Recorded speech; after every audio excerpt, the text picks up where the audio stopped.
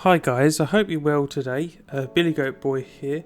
In today's video we're going to look at Automobilista 2, 5 things that need to be added, and at the end we're going to have a little mini summary of what I think of the game. As most of you know probably, Automobilista 2 is the newest sim to come out on PC.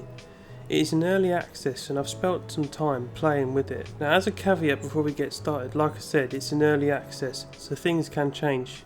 But here are 5 things that if they were added would really improve the quality of life aspect of this game, in my humble opinion. Just before we get into it, if you guys could like and subscribe as well, that'd be fantastic. Number 1. Now, I don't know about you, but online is where I do most of my racing. I love challenging others across the world, but if you want to search for a specific lobby at the moment, you can't right now. So that would be the first thing I would add. So a search bar that say you are able to search a specific car, track or a lobby name would be a great addition. Something else that I'll tag on to number 1 is after you have made a lobby, you are unable to change the session settings after you've created the lobby. So this has happened to me a few times where a friend has made a lobby, forgot to change a setting, and everyone has to leave so he can change something like the day or night cycle or how many laps the race is going to be. He cannot change this other than making a whole nother lobby. Number 2. Inputs. Inputs for your pedals. This is so crucial when it comes to extracting the best out of the car and to feel good while you're driving. Input levels for the pedals are crucial to make sure everything is working correctly as well, and in the settings, so this is especially needed in my opinion, as at the moment, other than calibration, you're guessing if you need to set a dead zone or change the sensitivity. This is especially frustrating when you're trying to fix a problem with a pedal, say that needs a dead zone, or you need to adjust the throttle so it isn't as sensitive.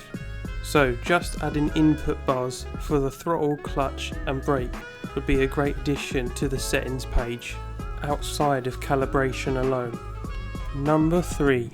This is something they need to add, more like something pre-existing being enabled. The ability to move, or being able to move the HUD elements as you could in Project Cars 2, as this is built on the same engine as that game.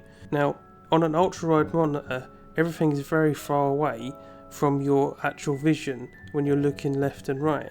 So being able to move this would definitely add a quality of life element to the game. Number 4. This may sound like a weird one, but it definitely will affect you some point or another, and that is the ability to change the wheel rotation.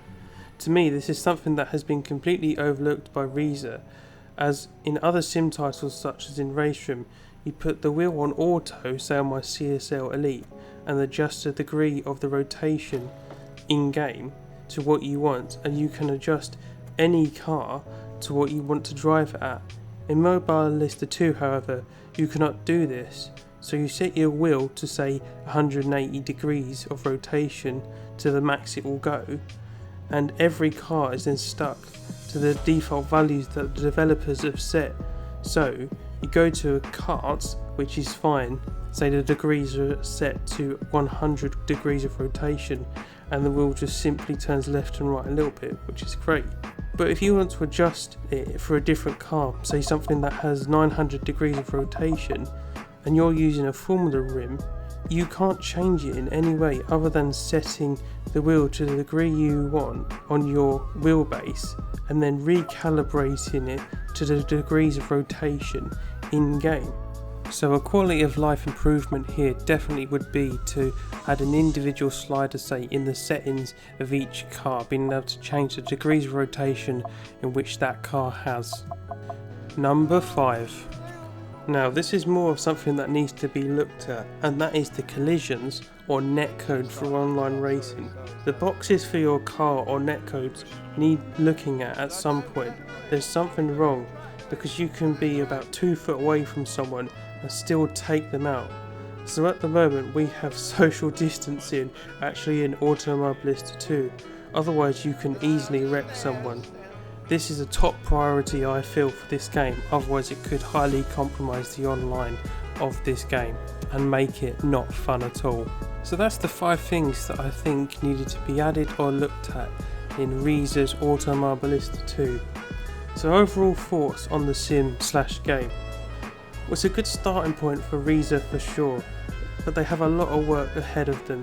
If with the passes they are able to add more quality content, this will become a highly rated game and should be able to come to console as Project Cars 2 did, as it's built on the same engine. Force feedback still needs some work for sure, because it feels like Project Cars 2, when you start to get on the limit of the grip and adhesion to the track, if you lose grip the car just goes round and it's hard to feel when it slips for me personally. I'll keep checking back to see when they've done updates and added things to the game. But that's it from me. Once again, if you could like and subscribe if you found this video interesting, that would be great, guys. This is Billy Goat Boy, over and out. See you guys on the track.